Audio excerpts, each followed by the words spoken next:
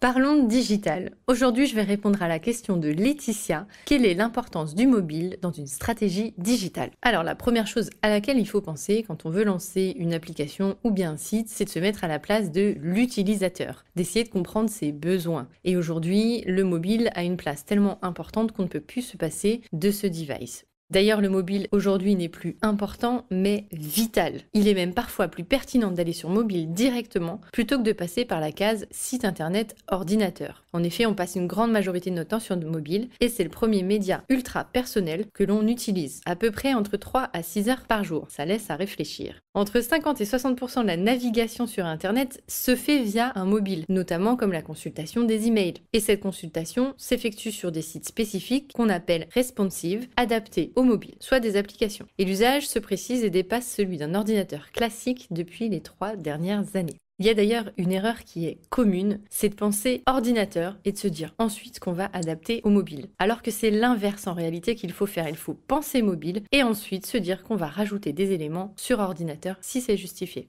La raison, elle est évidente, c'est que le mobile sera consulté en priorité dans la majorité des cas. Une autre erreur de nombreux éditeurs est d'offrir un service dégradé sur mobile par rapport à la version existante sur ordinateur. Faut pas oublier que sur mobile, lorsque vous avez un usage qui justifie une application, les places sont chères pour télécharger votre application. Il faut vraiment avoir une promesse d'usage récurrent supérieure à ce qu'on va trouver sur un site internet. Autre usage intéressant, pour respecter les dernières normes de protection des données personnelles, notamment la RGPD, Réglementation Générale de Protection des Données, les navigateurs ne conservent plus les fameux cookies au-delà de 24 heures. Et vous serez obligé de vous reconnecter tous les jours sur un site internet, alors qu'une application mobile peut vous garder connecté pendant 3 mois. Il y a une différence à faire entre application mobile et site mobile. Techniquement, ce sont deux choses différentes. Un site mobile se trouve dans un navigateur, type Google Chrome ou Safari, alors qu'une application, c'est un programme à lui tout seul. La différence, elle est majoritairement en termes d'usage. Un site mobile ne sera pas nécessairement utilisé de manière récurrente et il est plutôt utile pour du passage occasionnel. Souvent, on fait une recherche via Google et on surfe sur les réseaux ou alors on atterrit sur un site mobile.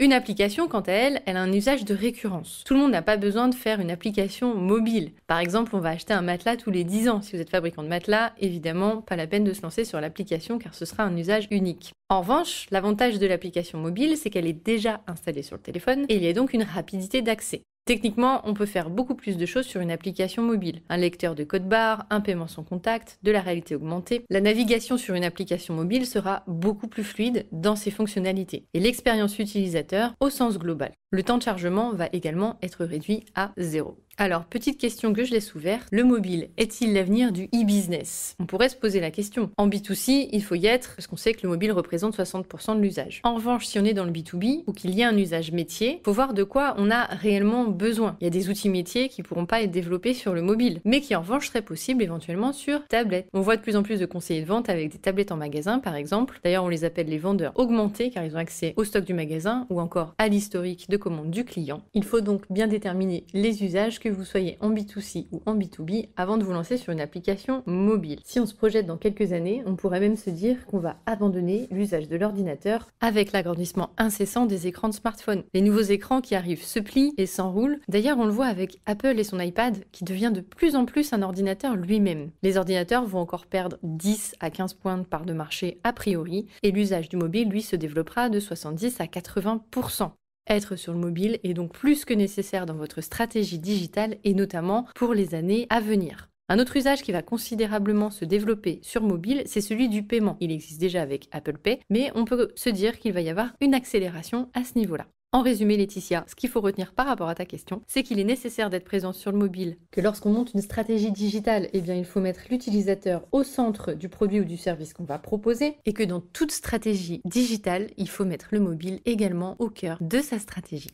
Let's talk digital. C'est parti pour l'anecdote. Alors pour la petite histoire, j'ai travaillé en start-up de développement d'applications mobiles il y a un peu plus d'une dizaine d'années et notre objectif c'était de développer donc ces applications mobiles pour des clients. Nous étions vraiment au début des applications mobiles. Chaque année, on disait que c'était cette année l'année du mobile. Aujourd'hui, les usages ont dépassé nos espérances. C'est vrai qu'avec 60% d'usages, clairement, on dépasse tous les autres terminaux et maintenant voilà, le mobile a pris une place prépondérante, beaucoup plus importante en tout cas que l'ordinateur, ne serait-ce que par notre mobilité. Et donc, il est vraiment indispensable, et j'insisterai jamais assez sur ce point, mais vraiment indispensable, d'avoir une stratégie mobile dans sa stratégie digitale.